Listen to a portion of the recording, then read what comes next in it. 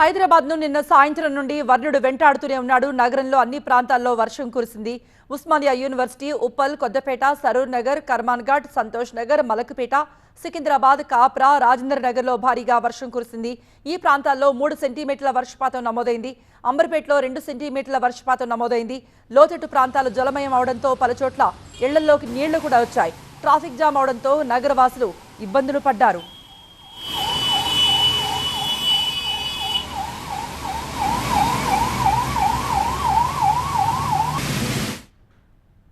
అసోంలో వరదలు బీభత్సాన్ని సృష్టిస్తున్నాయి. వరదల కారణంగా ఇప్పటివరకు ఏకంగా 179 మంది ప్రాణాలు కోల్పోవడం తీవ్ర విషాదాన్ని నింపుతోంది. ఉప్పొంగిన నదులతో ఊళ్లకు ఊళ్లే జల దిగ్బంధంలో వెళ్లిపోతున్నాయి. లక్షలాది మంది నిరాశ్రయులయ్యారు. ఒక సిల్చార్ జిల్లాలోనే 10 లక్షల మంది నిరాశ్రయులయ్యారు. దక్షిణాది రాష్ట్రాలకు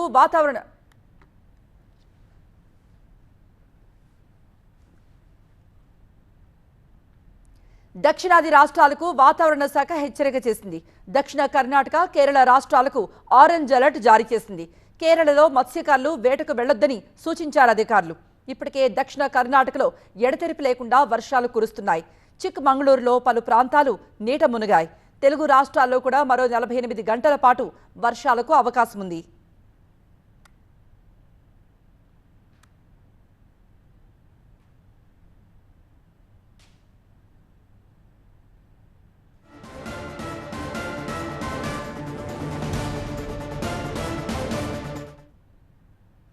తూర్పుగోదావరి జిల్లా నిడదవోలు మెయిన్ రోడ్లో అగ్ని ప్రమాదం జరిగింది. విద్యుత్ షార్ట్ సర్క్యూట్తో అగ్నికి ఆహుతైంది ఓ షాపింగ్ మాల్. షాప్ క్లోజ్ చేసిన తర్వాత ప్రమాదం జరగడంతో ప్రాణాపాయం తప్పింది. అర్ధరాత్రి ఈ ఘటన జరిగింది. సమాచారం అందుకున్న అగ్నిమాపక సిబ్బంది అతి కష్టం మీద మంటలు అదుపు చేశారు.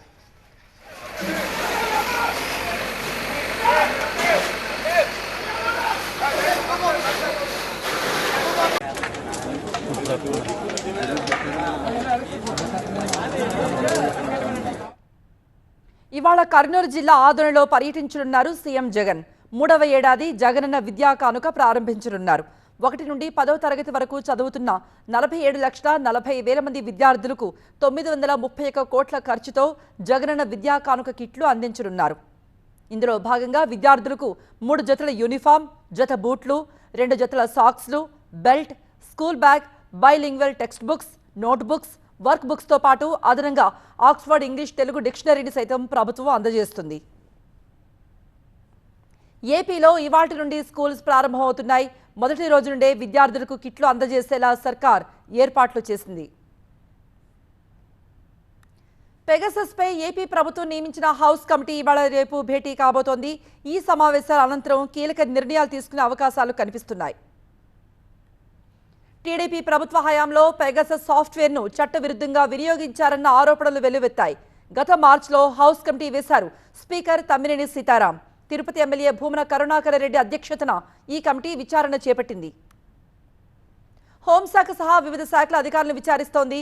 ఆయా ప్రభుత్వ శాఖల నుండి సమాచారం సేకరించిన తర్వాత తమ నివేదికను ప్రభుత్వానికి అందజేయబోతోంది కమిటీ. కాంగ్రెస్ లో అసంతృప్త నేతలు కొందరు ఇవాళ ప్రత్యేకంగా సమావేశం ఏర్పాటు చేసుకోవడం పార్టీలో తీవ్రంగా చర్చనీయాంశమైంది. విహెచ్ జగ్గారెడ్డి, మధు యాష్కి గౌడ్తో పాటు పలువురు నాయకులు భేటీ కాబోతున్నారు. పీజేఆర్ తనయుడు విష్ణువర్ధన్ రెడ్డి ఇంట్లో ఈ భేటీ జరగబోతోంది. పార్టీలో జరుగుతున్న పరిణామాలపై చర్చించబోతున్నట్టుగా తెలుస్తోంది. ఇప్పటికే పీజేఆర్ కూతురు విజయరెడ్డి చేరికతో విష్ణువర్ధన్ రెడ్డి అసంతృప్తిగా ఉన్నారు. యశ్వంత్ సిన్హా విషయంలో పీసీసీ చీఫ్ రేవంత్ తీరుపై జగ్గారెడ్డి, విహెచ్ అసంతృప్తిగా ఉన్నారు. వీరంతా ఇప్పుడు ప్రత్యేకంగా సమావేశం పెట్టుకోవడంపై అనేక ఊహాగానాలు వ్యక్తమవుతున్నాయి. పరిశ్రమల సెక్టార్లో తెలంగాణ దేశంలో మొదటి స్థానంలో ఉందన్నారు మంత్రి కేటీఆర్. 15 రోజుల్లోనే పరిశ్రమలకు అనుమతినిస్తున్నట్టుగా తెలిపారు ఆయన. ఎఫ్టీసీసీఐ ఎక్సలెన్స్ అవార్డుల ప్రదానంలో మంత్రి కేటీఆర్ పాల్గొన్నారు. పలువురు పారిశ్రామికవేత్తలకు అవార్డులు అందజేశారు. ప్రాంతాలను బట్టి ఆయా భాషలో మాట్లాడుతూ ఉంటారు. భాషను బట్టి టాలెంట్ అంచనా వేయకూడదన్నారు మంత్రి KTR. International Advanced Research Center for Powder Metallurgy and Devaneni, Senior Vice President, Navabharat Ventures Limited, Private Limited, Hyderabad, to please step forward. GHMC పరిధిలో డబుల్ బెడ్రూమ్ ఇళ్ల పంపిణీ వేగవంతం చేయాలన్నారు మంత్రి కేటీఆర్. నగరంలో ఇళ్ల నిర్మాణం వేగంగా జరుగుతోందని, ఇప్పటికే 60,000 ఇళ్ల నిర్మాణం పూర్తయిందన్నారు. జీహెచ్ఎంసీ పరిధిలో పూర్తయిన ఇళ్ల పంపిణీకి సంబంధించి మార్గదర్శకాలు వారం రోజుల్లో సిద్ధం చేయాలంటూ ఆదేశించారు మంత్రి కేటీఆర్. లబ్ధిదారుల ఎంపిక కోసం ప్రత్యేక బృందాలు ఏర్పాటు చేయాలన్నారు.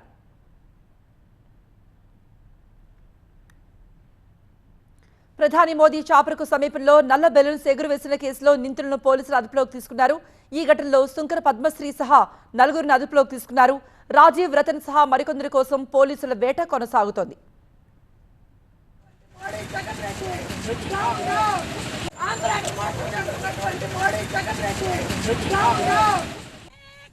ఈ ఘటనపై ఎస్పీజీ సీరియస్ అయింది. స్థానిక పోలీసుల వివరణ కోరింది. దీంతో నల్ల బెలూన్లు ఎగురవేసిన ఘటనపై దర్యాప్తును ప్రారంభించారు విజయవాడ పోలీసులు. ప్రధాని హెలికాప్టర్కు 4 కిలోమీటర్ల దూరంలో 3 బెలూన్లు ఎగిరాయని నిందితులను అదుపులోకి తీసుకున్నామని తెలిపారు పోలీసులు.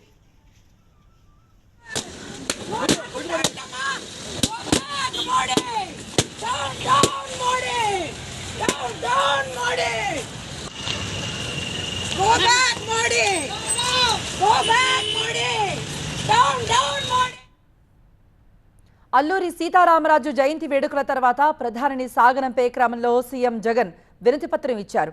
ఏపీకి ప్రత్యేక హోదా, పోలవరం ప్రాజెక్టు వంటి పలు కీలక అంశాలను ప్రధానికి అందజేసిన విజ్ఞాపన పత్రంలో ప్రస్తావించారు సీఎం జగన్. పోలవరం ప్రాజెక్టుకు సవరించిన అంచనాల ప్రకారం 55,548 కోట్లకు ఆమోదం తెలపాలని కోరారు. తెలంగాణ డిస్కంల నుండి ఏపీ జెన్కోకు రావాల్సిన 6,627 కోట్లు ఇప్పించాలని విన్నవించారు. కొత్త మెడికల్ కాలేజీలకు ఆర్థిక సాయం చేయడంతో పాటు భోగాపురం ఎయిర్పోర్ట్ క్లియరెన్స్ మంజూరు చేయాలన్నారు. ఇవే కాకుండా రాష్ట్రానికి రావాల్సిన పెండింగ్ నిధులు, విభజన హామీలను సైతం అమలు చేయాలంటూ అభ్యర్థించారు సీఎం జగన్. అచ్చెన్నాయుడుకు జరిగిన అవమానంపై కేంద్ర మంత్రి కిషన్ రెడ్డి క్షమాపణ చెప్పారు. పీఎంఓ జాబితాలో అచ్చెన్నాయుడు పేరు లేకపోవడం వల్లే పొరపాటు జరిగిందన్నారు. అక్కడికి అయితే ప్రధానమంత్రిని ఆహ్వానం కోసం పిలిచాం. ట్రాఫిక్ కారణంగా చాలా మంది రాలేకపోయారు. ఇక్కడ కూడా సుమారు 15 కిలోమీటర్ల పొడుగులో మొత్తం ట్రాఫిక్ అంతా జామ్ అయింది, కొద్ది ఇబ్బంది అయింది. కానీ అక్కడ వారి పేరు ఇక్కడ ఇన్విటేషన్ చేశాం. నేను వారికి మనస్ఫూర్తిగా బాధ అయితే క్షమించాలని కోరుకుంటున్నాను. మోదీకి స్వాగతం పలికేందుకు వచ్చిన అచ్చెన్నాయుడును హెలీప్యాడ్ దగ్గర అడ్డుకున్న కలెక్టర్ ప్రశాంతి అడ్డుకున్నారు. దీనిపై ఆయన తీవ్ర స్థాయిలో మండిపడ్డారు. పిలిచి అవమానిస్తారా అంటూ మండిపడ్డారు అచ్చెన్నాయుడు. దీనికి వివరణ ఇచ్చే ప్రయత్నం చేశారు కేంద్ర మంత్రి కిషన్ రెడ్డి.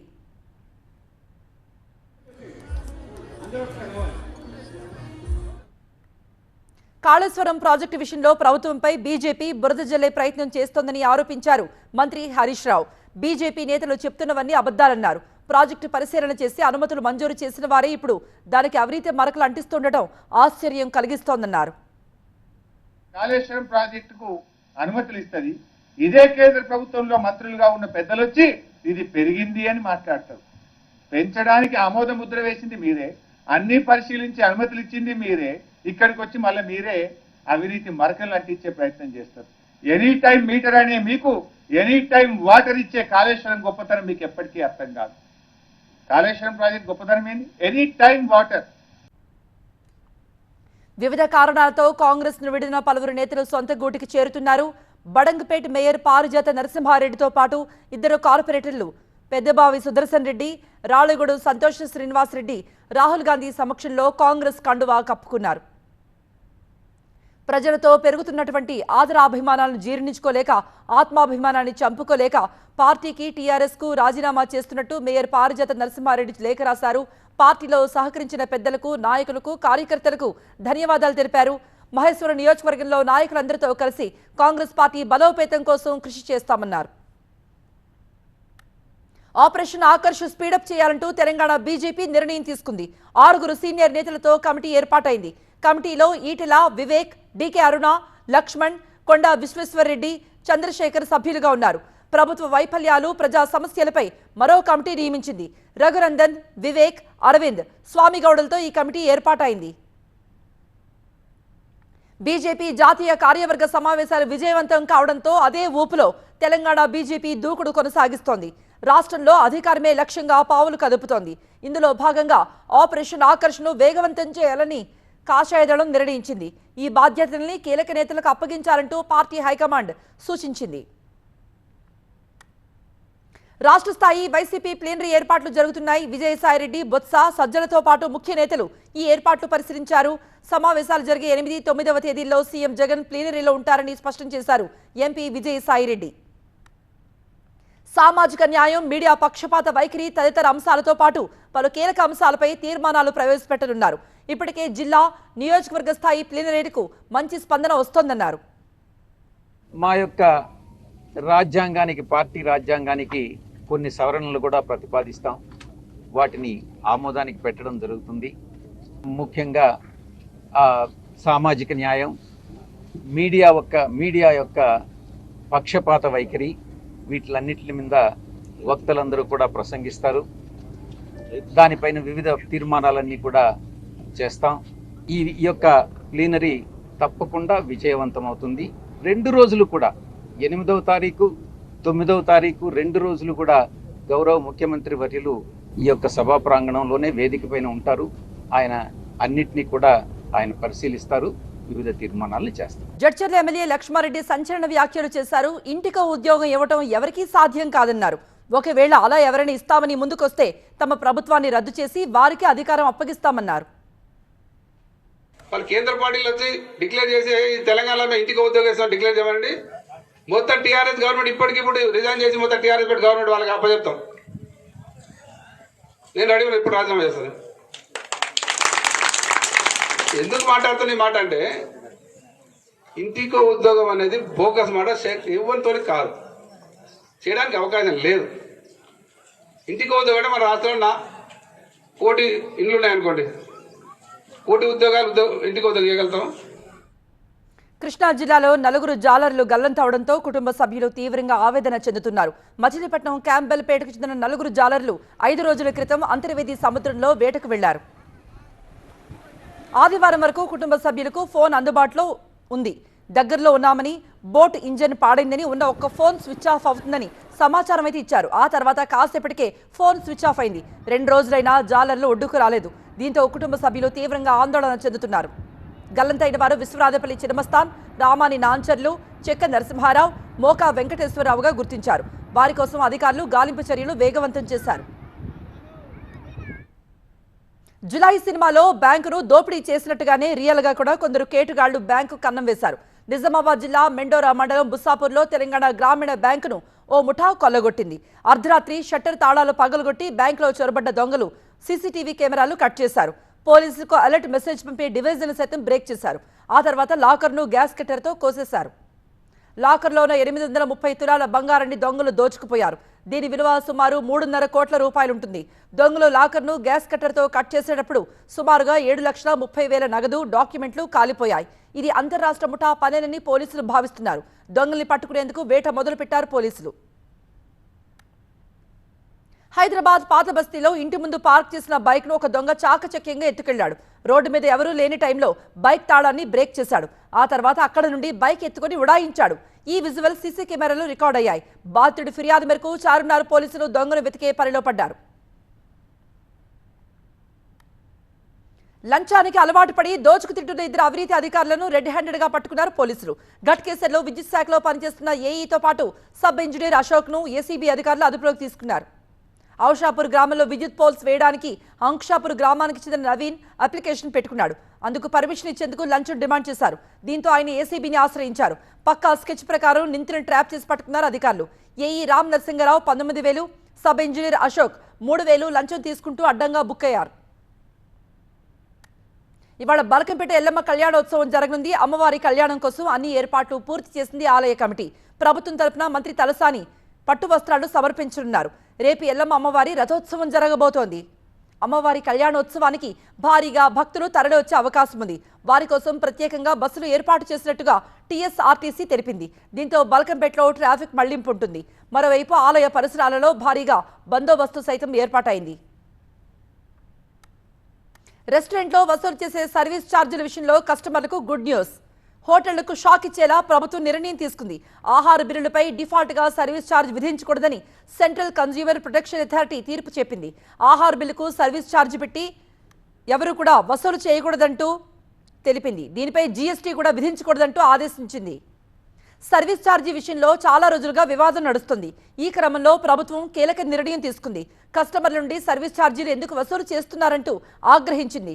ఎవరైనా వసూలు చేస్తే వినియోగదారులు national consumer help line number ద్వారా 1915లో ఫిర్యాదు చేయవచ్చని సీసీపీఏ తెలిపింది. విశ్వాస పరీక్షలో నెగ్గిన ఏక్నాథ్ షిండే ప్రభుత్వానికి ఉద్ధవ్ ఠాక్రే సవాల్ విసిరారు. ధైర్యం ఉండే మధ్యంతర ఎన్నికలకు రావాలని ప్రజా కోర్టులో తేల్చుకుందామన్నారు. తమ పార్టీని అంతం చేసేందుకు బీజేపీ కుట్రలు పన్నుతోందన్నారు. ఇన్ని గేమ్లు ఆడడానికి బదులుగా ప్రజా కోర్టు ముందుకు వెళదాం. మాది తప్పైతే ప్రజల్ని మమ్మల్ని ఇంటికి పంపేస్తారు, తప్పు మీదే అయితే మిమ్మల్ని ఇంటికి సాగనంపుతారన్నారు ఆయన. అంతకుముందు మహారాష్ట్ర అసెంబ్లీలో జరిగిన బల పరీక్షలో షిండే ప్రభుత్వం విజయం సాధించింది. మ్యాజిక్ ఫిగర్ 144 కంటే 20 ఓట్లు ఎక్కువగా సాధించారు.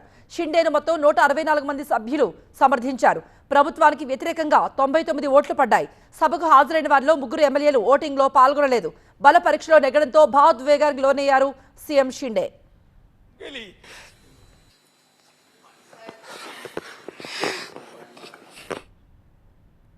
తమిళనాడు సీఎం ఎంకే స్టాలిన్ తమ పార్టీ నేతలకు స్ట్రాంగ్ వార్నింగ్ ఇచ్చారు. ఎవరైనా అవినీతికి పాల్పడితే తాను డిక్టేటర్గా మారి చర్యలు తీసుకుంటాన్నారు. ప్రతినిధులందరూ చట్టానికి అనుగుణంగా నడుచుకోవాలని, ప్రజా సంక్షేమం కోసం పాటుపడాలని సూచించారు. రూల్స్ ఫాలో అవ్వని వారిపై కఠిన చర్యలు తప్పవన్నారు సీఎం. అలాగే మహిళా ప్రతినిధులకు కూడా కీలక సూచన చేశారు. వారు తమ బాధ్యతల్ని భర్తలకు ఇవ్వరాదని తెలిపారు. మొదటి రోజు నుంచి పాలనలో తనదైన ముద్ర వేస్తూ విమర్శకుల ప్రశంసలు సైతం అందుకుంటున్నారు సీఎం స్టాలిన్. ఆయన తీసుకుంటున్న పలు నిర్ణయాలకు ప్రజలు ఫిదా అవుతున్నారు. విపక్షాలు సైతం సీఎంను కొన్ని సందర్భాలలో ప్రశంసించకుండా ఉండలేని పరిస్థితి. అయితే ఎప్పుడూ కూల్గా కనిపించే సీఎం ఒక్కసారిగా సీరియస్ అయ్యారు. ఓ డిక్టేటర్లా మారుతా అంటూ హెచ్చరికలు జారీ చేశారు. పంజాబ్ సీఎం భగవంత్ మాన్ కేబినెట్ విస్తరణ చేపట్టారు. తన కేబినెట్లో మరో 5గురికి చోటు కల్పించారు. ఈ మేరకు కొత్త మంత్రులతో గవర్నర్ భరద్రీ లాల్ ప్రమాణ స్వీకారం చేయించారు. దీంతో భగవంత్ కేబినెట్ సభ్యుల సంఖ్య 15కు చేరుకుంది. ఈ ఏడాది ప్రారంభంలో జరిగిన అసెంబ్లీ ఎన్నికల్లో 117 స్థానాలకు గాను 92 సీట్లు కైవసం చేసుకుని ఆ ప్రభుత్వాన్ని ఏర్పాటు చేసింది. 18 మంది మంత్రులకు చోటున్న కేబినెట్లో ఇప్పుడు 10 మంది ఎమ్మెల్యేలకు మాత్రమే మంత్రి పదవులు కట్టబెట్టారు. తాజాగా చేరిన 5గురితో కేబినెట్లో ఎంట్రీ ఇచ్చారు. జమ్మూ కాశ్మీర్లో అమరనాథ్ యాత్రపై ఉగ్రవాదులు గురిపెట్టినట్టుగా నిఘా వర్గాలు హెచ్చరించాయి. దీంతో హై అలర్ట్ ప్రకటించింది కేంద్ర హోంశాఖ. సాంబా సెక్టార్లో ఇంటర్నేషనల్ సరిహద్దు దగ్గర పాక్ డ్రోన్ తీవ్ర కలకలం రేపింది. దీంతో భద్రతా బలగాలు భారీగా కూంబింగ్ చేపట్టాయి. దాదాపు 200 మంది ఉగ్రవాదులు చొరబాటుకు సిద్ధంగా ఉన్నట్టు నిఘా వర్గాలు హెచ్చరించాయి. దీంతో సరిహద్దుల దగ్గర భద్రత కట్టుదిట్టమైంది.